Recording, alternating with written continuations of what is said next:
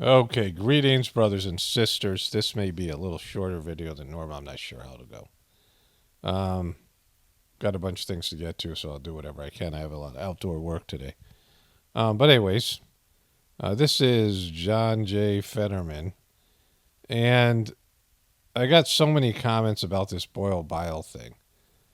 And I thought about it more. My wife and I were talking about it. And I realized something. Here, I made a meme about it, which I'll be using. And this is a short video I'm going to upload probably tomorrow or make public tomorrow. But this is, let's just do a little recap here. Pleasure to be here and to introduce my friend, Congressman Bile.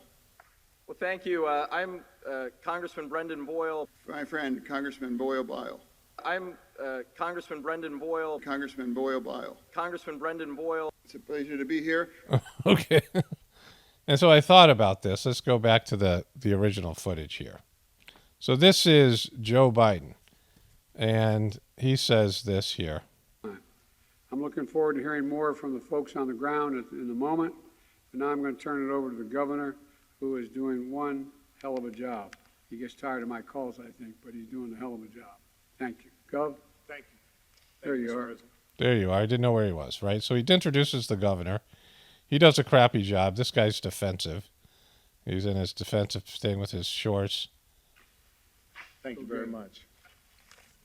Thank you very much, Mr. President, and thank you for being here and making it a priority to be with us today.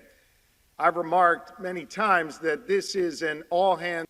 So what this guy didn't have to do, like this guy had to do, was introduce himself, right? Joe Biden did a competent enough job. This senile, incompetent politician, Joe Biden, did a competent job and introduced the governor. And he didn't even say the governor's name.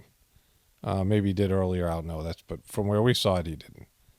But either way, the governor didn't have to reintroduce himself because Joe Biden did a competent job. And he gets the end of his thing here, the governor. Is Senator Bob Casey, our senior senator. And it's my privilege to be able to welcome him to the podium now. Senator Casey. Woo. Well, thanks very much. I want to start by commending. You didn't have to say, I'm Senator Bob Casey, right? Because he didn't have to do that. You know why? Because this guy was competent enough to get his name right and introduce him. And so then Bob Casey introduced this guy. Have done the hard work to respond and to begin the rebuilding process. So I'm grateful to be joined by a partner, Senator Fetterman, who's next up at the podium.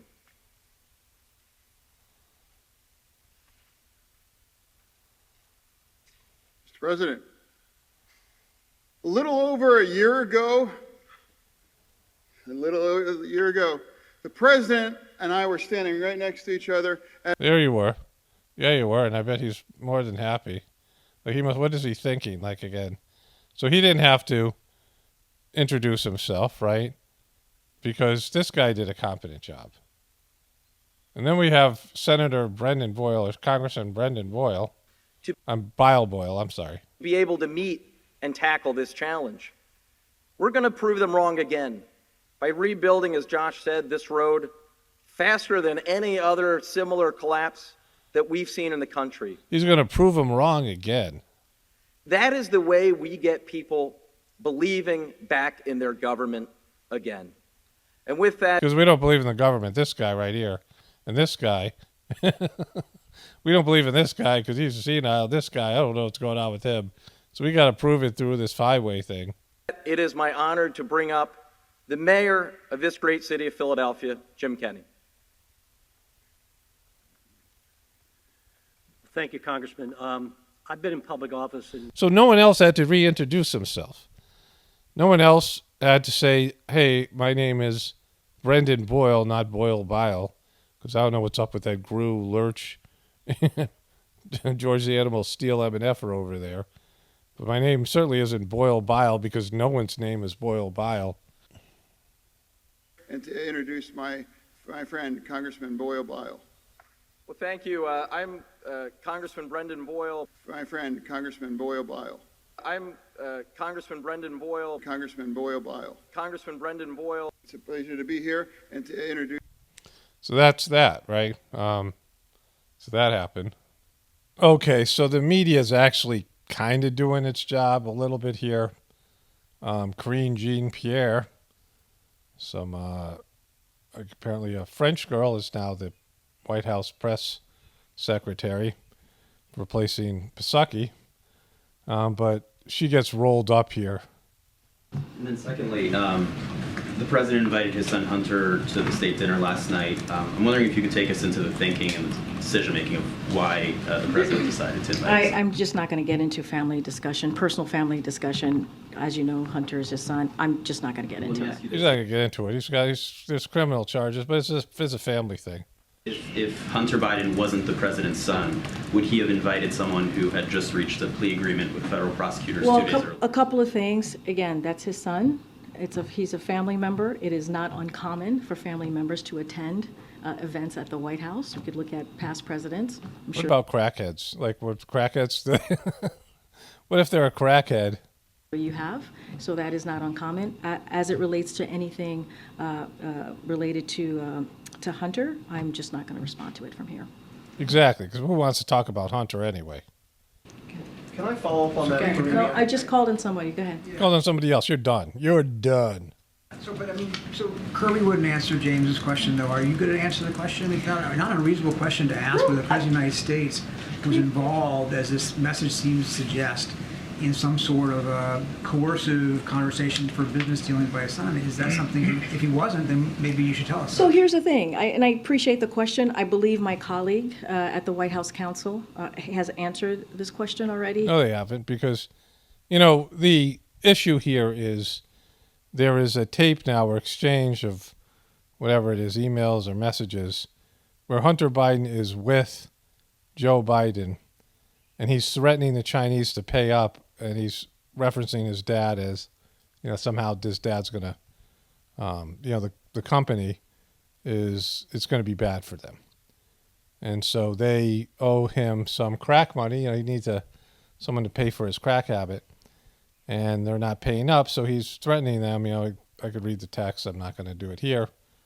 But it's, pretty damaging evidence. And Jojo Magoo's whole argument has been that his son does what his son does, and he has nothing to do with it. But that's not the case because of various testimony, Tony Bobulinski, the business partner, texts and messages that clearly Hunter is saying all the time his dad's involved, his dad's getting money, don't get my dad mad, these kind of and so that defense has crumbled, right? And so they might be trying to get rid of Jojo Magoo here because he's going to be a disaster in 2 years. I don't know. Compared to Fetterman, I guess not, but I don't know what the American people will accept, the Democrats, and we don't know what's going to happen with Trump's, but we'll see what they're going to do with him. He has dealt with this, has made it very clear. I just don't have anything to share outside of what my colleagues have shared, and so I would refer you to him and the DOJ. Just not going to comment from here. Text message.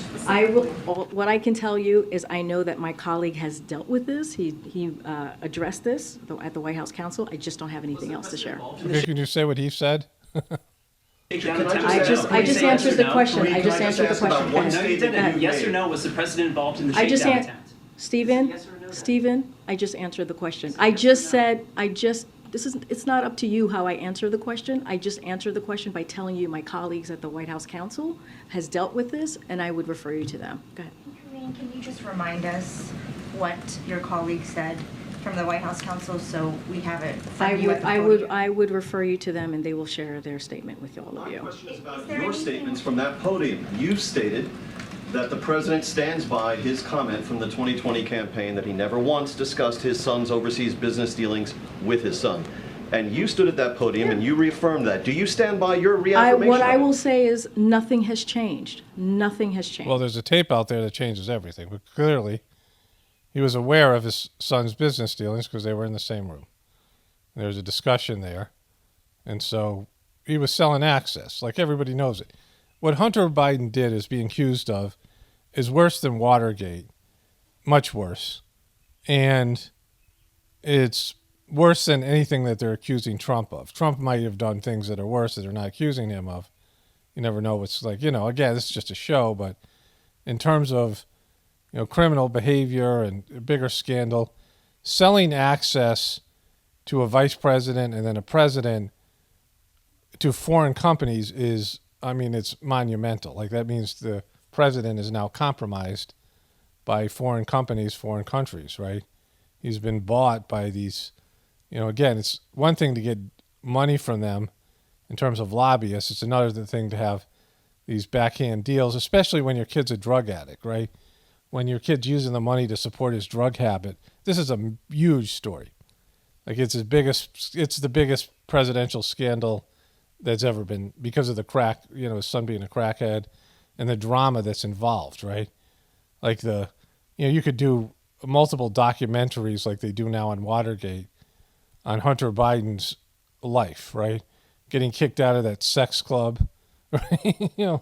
Sanctum, like a Eyes Wide Shut sex club. I covered it, I think, here and then on my other channel yesterday. He got kicked out of some depraved thing, right? Just, just horrible stuff that he's involved in. And the hookers and the strippers and the drug dealers and the crack and the multiple times in rehab and banging his brother's widow. All these things, dead brother's widow. And, she taking his handgun, the guns and the videotape, the videos on his laptop and the whole laptop thing. And this everything that's on the laptop. All that stuff. It's way more, there's way more information and many more layers and many more characters. Like, you see the way they've developed these Watergate shows. I've seen 3 Watergate shows, I think at least 3, in the last couple of years. And one focused on Howard Dean, the other one focused on Howard Hunt. Always the Libby character, whatever his name is, not Scooter Libby, the other guy. G. Gordon Liddy or whatever his name is. These guys are all, characters. And they make whole TV series about them, right? And so, this is much bigger than that. Like, Hunter Biden is a character. He's had an interesting life, a depraved, interesting life as a, vice president's son. He's an ultimate screw up, ultimate embarrassment, the most successful crackhead of all time, where he's getting foreign companies to pay for his drug addiction. The guy's, that story has legs. And I will leave it there. Anything else, I will refer you to the White House counsel. This is not a change. I just answered the question. You just asked me, does my statement change? I just told you nothing has changed. That's answering the question. Go ahead. Go ahead. The president was there 2 days Go ahead, prior. Stephen. I'm calling on your colleague right now. Go ahead. Thank you. To follow up on my colleague, is there anything that you can say with regard to this text message and what the president's son was alleging? Was the president there or not? I would refer you to my colleagues at the White House counsel. Okay, she got completely, bombarded here. And the news media still, they aren't, like, this is a huge story. Like, this is just, America would find this story fascinating. I certainly do. But anyways, okay, so I covered this. Here's Fishboy already in Fishboy mode. Fishboy. So Joe Biden apparently passed some big pharma legislation to keep the prices down, and big pharma is teaming up with some of the members of the House, I assume Republicans, to take that down or whatever it is to, so they can charge their exorbitant rates. Big pharma is, we all know, big pharma is big pharma. It's like a thing. Both people on the right wing and left wing have had personal issues with big pharma, being overcharged, side effects, you name it.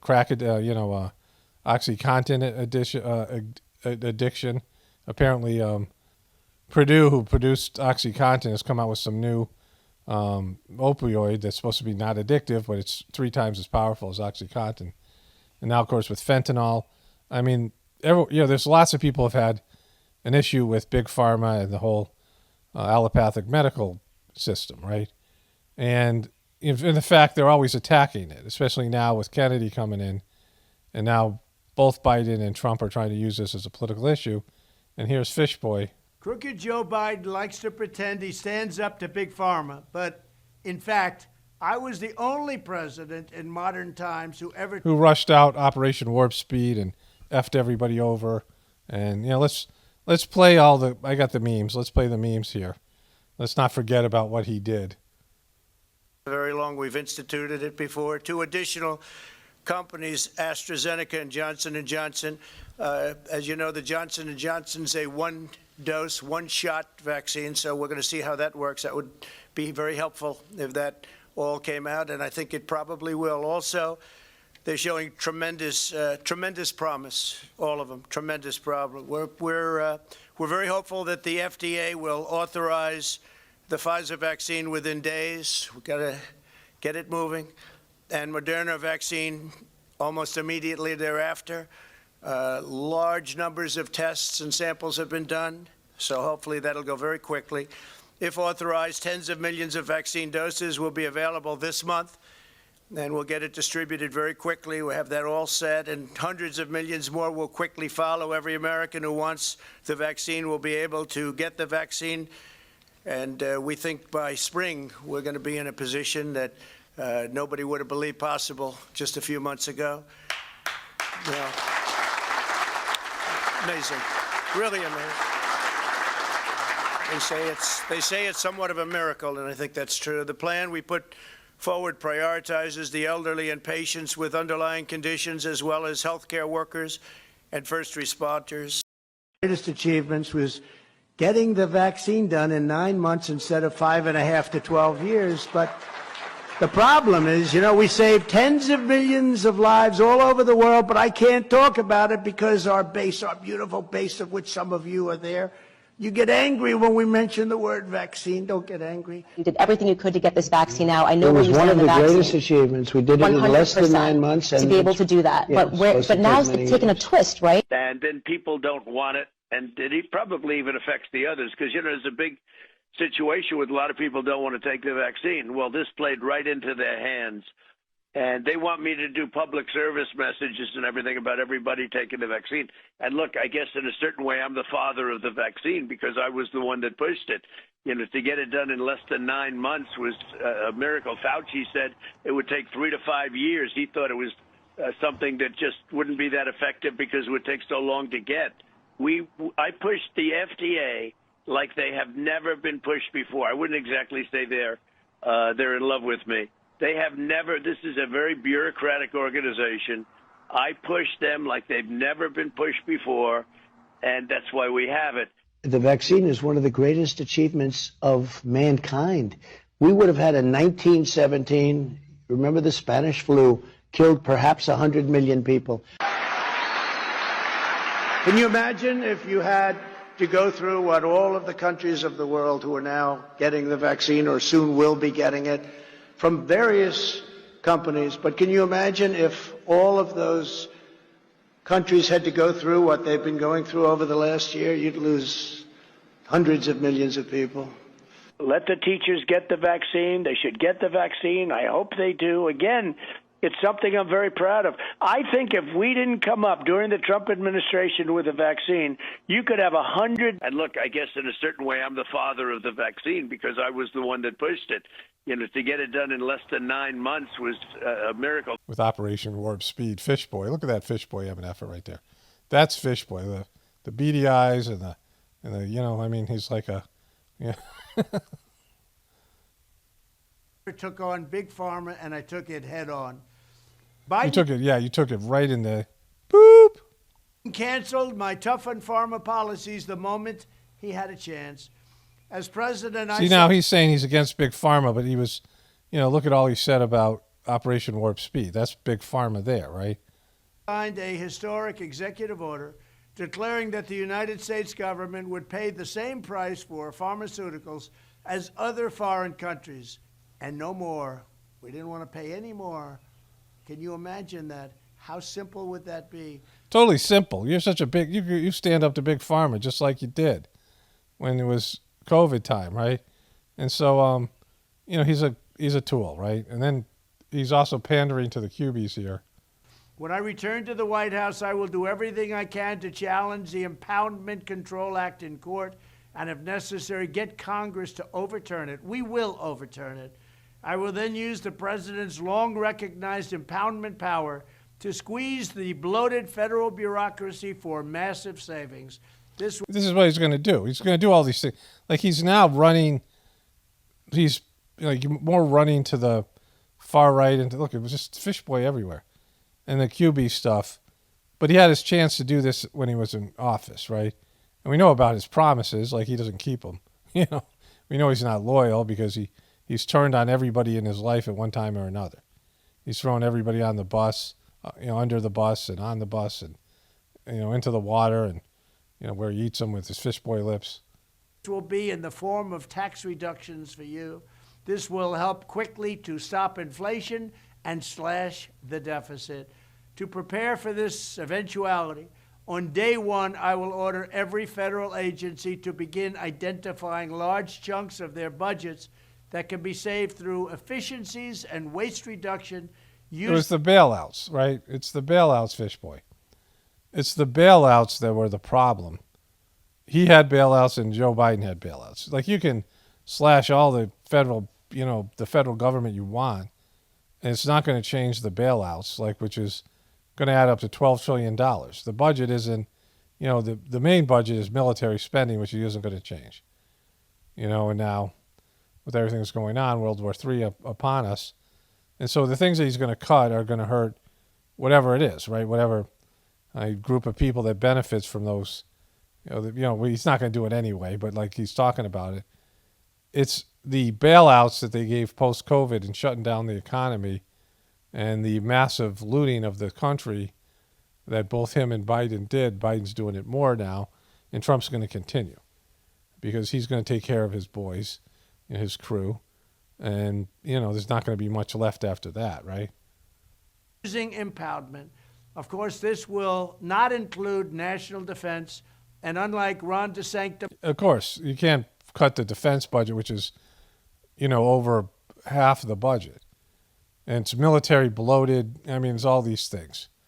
Overpriced, useless stuff, things that are never going to be used, things that have gone obsolete.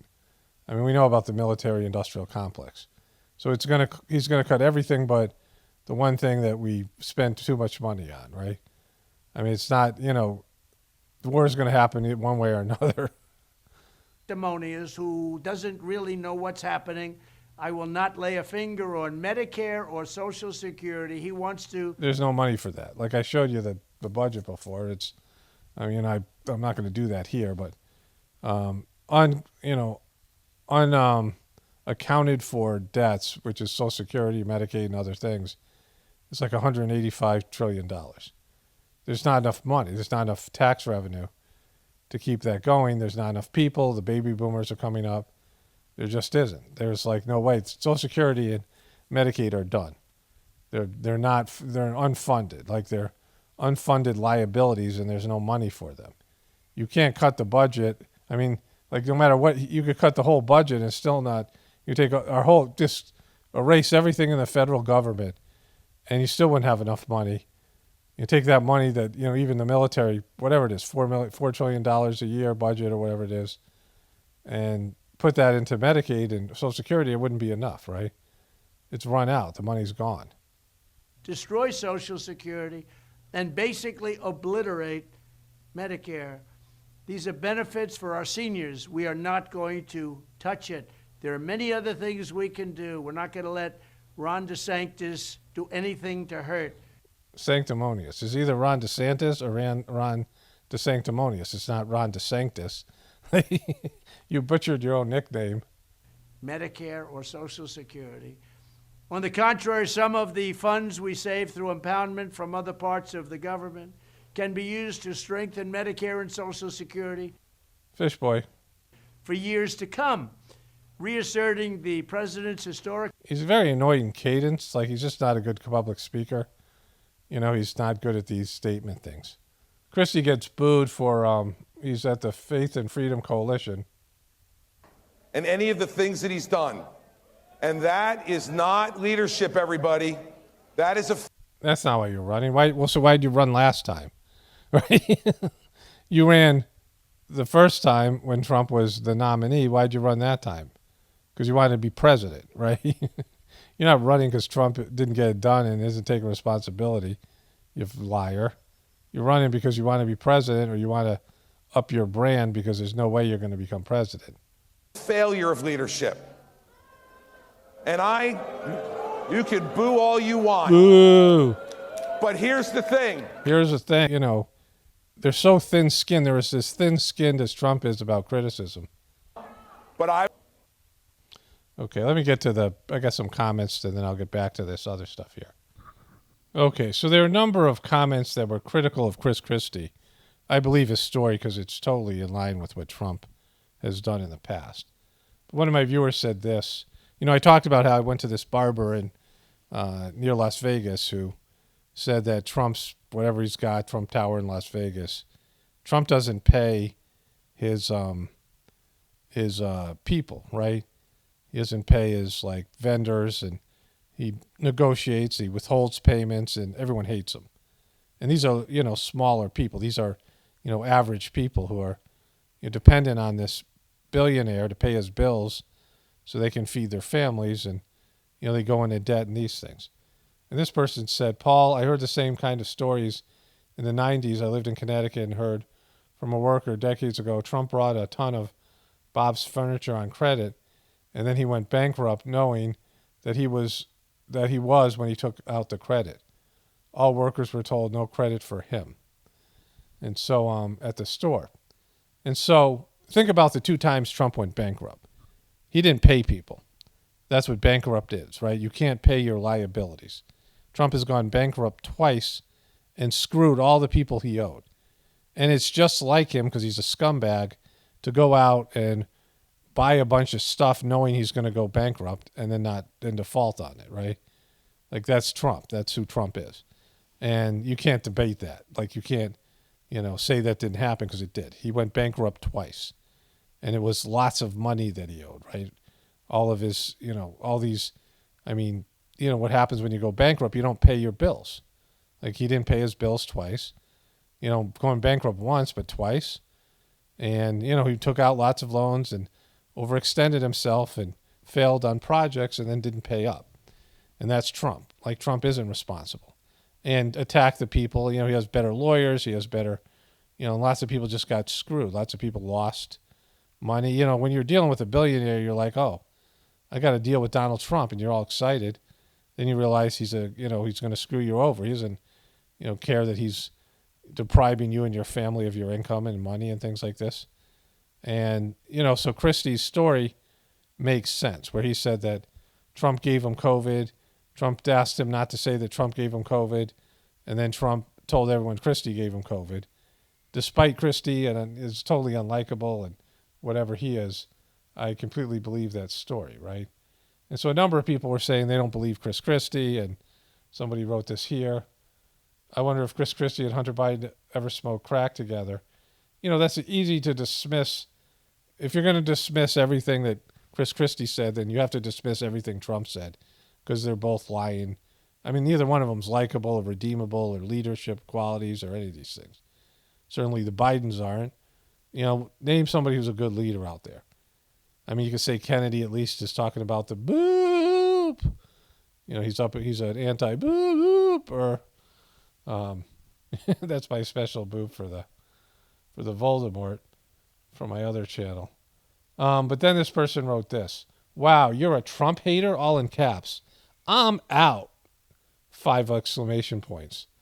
It was, wow, you're a Trump hater, exclamation point, question mark, exclamation point, question mark, exclamation point, question mark. I'm out, 5 exclamation points. You want Trump to go away? You're blind and on the wrong side of history. And then some other disgruntled Trump fan, and whatever it is, says this to me. Love how you just delete my other comment. You're weak, homie. You count out you count out the prophets of God. You count out the prophets of God? I'm not sure what that means. You will lose this channel and much more in due time. I'm quite sure of it. Like these people who think they represent God, right? And, a wrathful God because they're on the right side of history. You're not on the right side of history. No one is. The right side of history would be doing anything possible to destroy this abomination of a system. And none of us want to do that, like deep down, because we're dependent on it. I've talked about that before. This system is demonic. And if you were on the right side of history, you'd be doing everything, at least if you weren't trying to destroy the system, you'd be doing everything so that people, the next generation, would have the wherewithal and the tools and ability to carry on, when it's destroyed. You're not doing that. You're just going on the internet and trolling people and pretending like you matter. And you don't, right? You have no effect on any of this stuff. I mean, you're just a joke, like, all of us are, right? We're all dependent on a system that's evil. And so for those people who are working towards building something better on the other side after the apocalypse and working on, doing something that way, or creating a deeper connection to God internally so humanity doesn't go against God's will like they did in the future and these things. I mean, people who are doing that, even on a small level, are at least doing something. You're doing nothing. But backing a dysfunctional candidate, trolling people on the internet, and whining like a little boop. So let's move on here.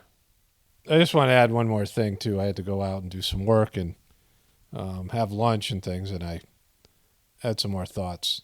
I guess it's stupid to talk to most Trumpers now because they're never going to, there's enough. They should have seen it already, right? They haven't seen it already. They're not going to see it because I say something here.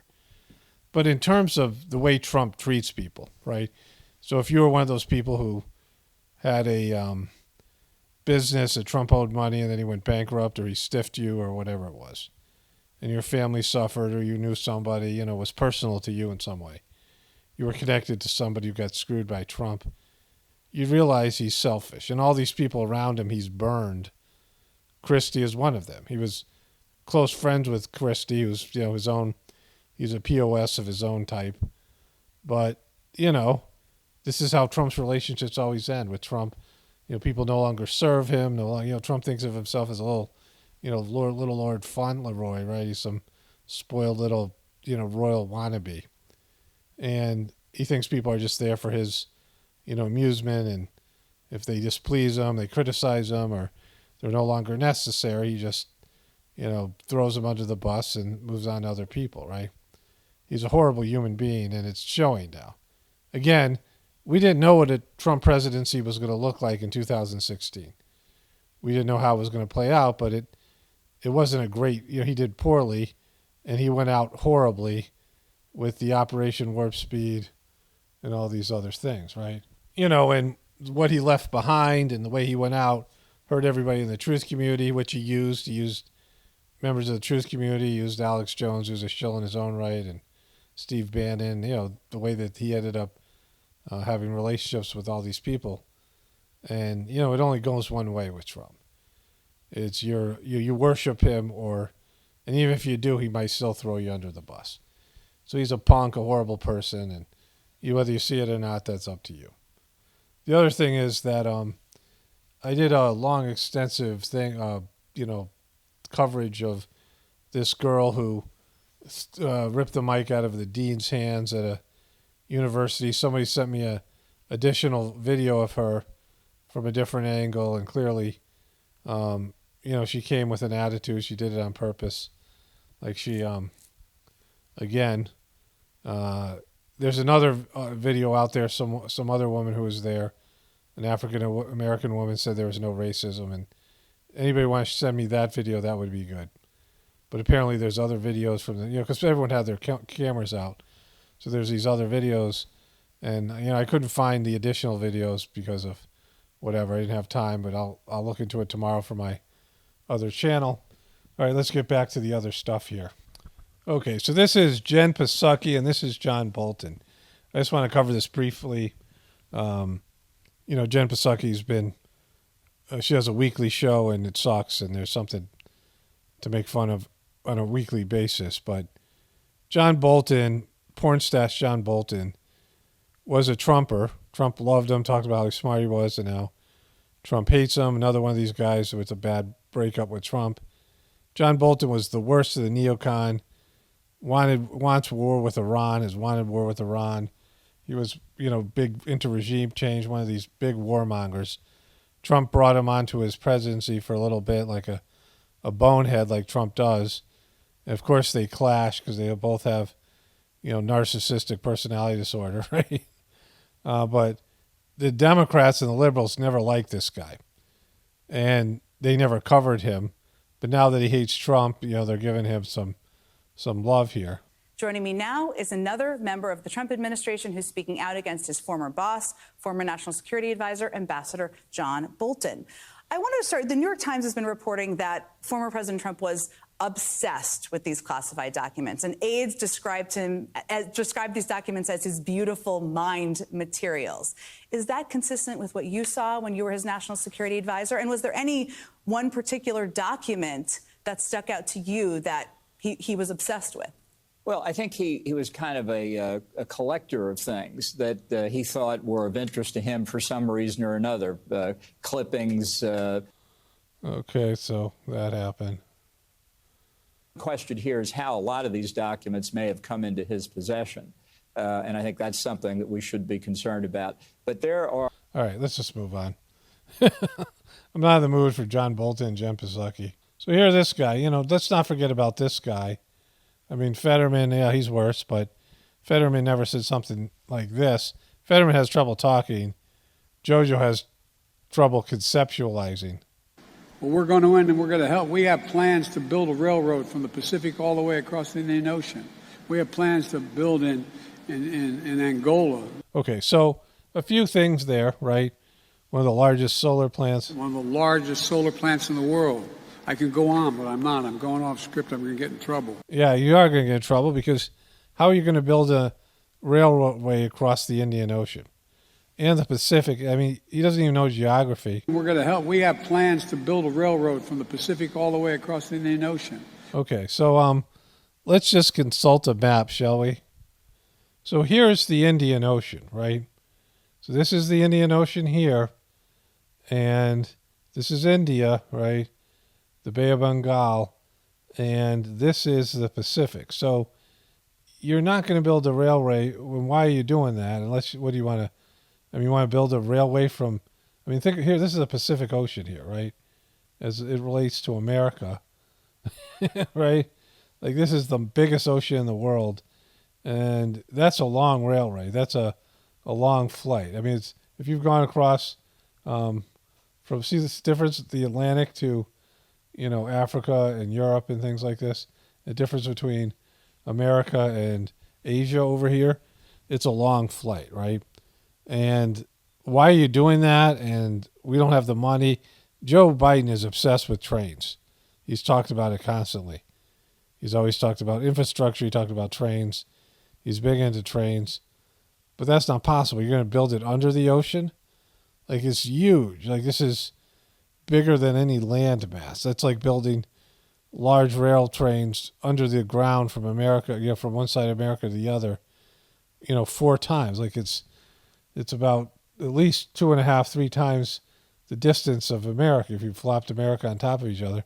So you can get to Japan or Korea or China and any of these things. But here's the Indian Ocean over here. And so it's impossible, and that's international. That's not, America doesn't own those waters. I mean, it's just he's delusional, right? None of that stuff makes sense. 7 here charges could be refiled against actor Alec Baldwin in the Rust movie set shooting case. The Journal reporting a decision's going to be made within the next 60 days as more testing is being done on the prop gun that was handled by Baldwin. Back in April, prosecutors dismissed involuntary manslaughter charges against Baldwin for the death of cinematographer Helena Hutchins. Now, Hutchins was shot and killed after the prop gun fired a live round back in 2021. Okay, so they might bring other charges against Alec. Alec is still kind of in hiding. The film's armor, Hannah Gutierrez-Reed, was also charged for the shooting. Lot new on 7 here, a new accusation against Gutierrez-Reed. According to the Associated Press, prosecutors are now accusing her of drinking and smoking marijuana at night during filming. They also... Yeah, that makes sense. Republicans claim that you got off, so you did the same thing and got off scot-free. Why did your friend Jim Comey let you off so easy? So just in case you forgot about how bad you've heard Kamala's cackle. Don't forget about hers.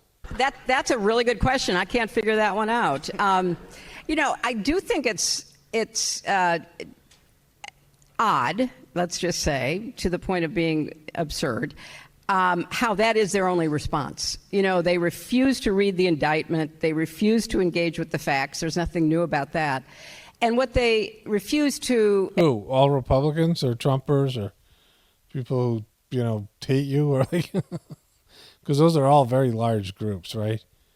Now, the difference is, one is Trump's behavior. Trump has an oppositional attitude, and he's, he just doesn't take correction, and he's just a, kind of a dick, right? Kind of, he's kind of, stubborn and all these things. I mean, not that she has a great personality, but, once they realized they could go to jail, the other people were a lot more cooperative than Trump, at least in terms of, the character that's been developed here on the show. But hers was digital, right? Hers was putting up information digitally. Somebody wrote me something saying it doesn't make sense that they would take documents when they could just take thumb drives. Well, it's much harder to take digital information, and they know it immediately. Whereas if you print something out, like this is, if you watch that movie, that story about that girl named Reality Winner, and she was a liberal-leaning, Democratic-leaning person who was wanting to leak information about Trump about this 2016 election being rigged. At least some articles, some stuff she found, and she leaked classified documents. It's a kind of interesting movie, the way it was filmed. Not really recommending it, but I didn't know the story ahead of time, so it made it more interesting. Like it's the transcript of her being arrested by the FBI, and they audio taped the whole interaction. And verbatim, and once in a while they play the original audio, but their scripted lines the actors are saying are all from the audio of them interviewing her and her confessing to the crime. And so, spoiler alert, but, she had to print out the document to get it out the building. Like she couldn't have taken a flash drive in and out. They could scan for that, but she hid the document in her, her clothes or something, right? Or her pants or something like that. So yeah, that's why they take hard copy documents and not flash drives. But hers was digital. She set up a server that could have been hacked, and they already had issues with being hacked, right? All these things. Admit is, this is on a track about him, not about anybody else. No matter how much they try to confuse people and how much they try to, No one's trying to confuse. You and Biden did the similar things. You put them up. You made your own server, which was illegal, and because of that, the information could have all been compromised, right? Maybe it was, maybe it wasn't. Who knows, right? It's all these things. Of course, they'll never own up about Trump. Trumpers suck too. I mean, everybody sucks. But, don't pretend like your thing was so much different than his. Raise extraneous issues. And it's going to be fascinating, I guess, in a bizarre and sad way, to watch them spin themselves up. If you watched any of the news programs this weekend. Okay. Wow, she's just a total life sucker. Okay, so in India, men hold hands quite often. I had it done to me, and I was pretty surprised 30 years ago. Right? But here you see Joe Biden.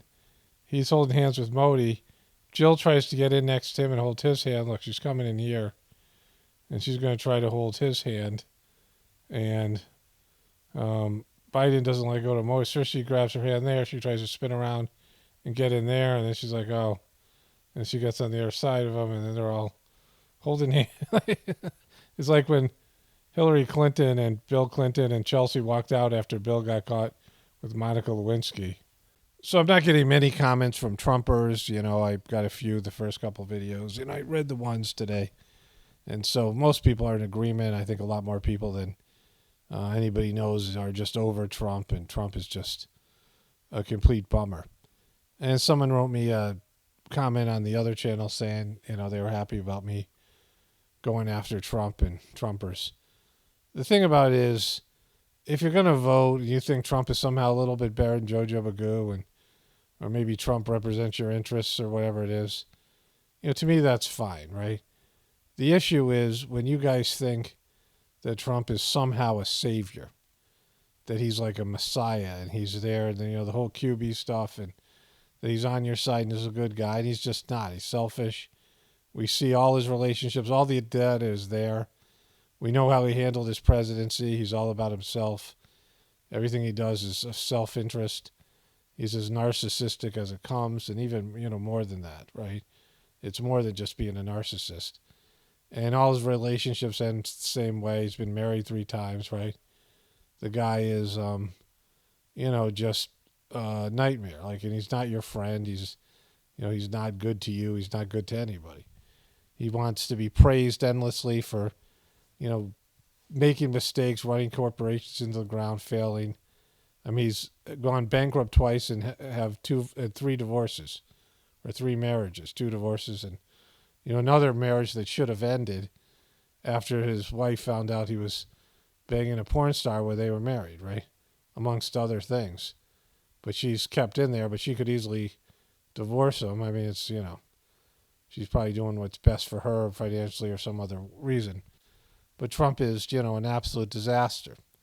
He just goes through people that they all end up hating him in the end, and there's reasons for that, right? And you would too if you had to deal with him and he turned on you the way he turns on everybody else, right? And so if you think he's better, or you want to vote, or you're a Republican, or you just whatever, or you think Biden's going to bring the end of the world, sure, you can do whatever. I mean, it's still your choice. But in terms of believing this guy's a messiah or a savior, that's the real issue here, right? He's just like the rest of them. He's, he's different, but he's just as bad and worse in some ways and better in others, but there's no real, essential difference. Anyways, only spirituality will save this world. It's paramount, definitely important for the apocalypse and the ascension. Everyone have a blessed day and be grateful.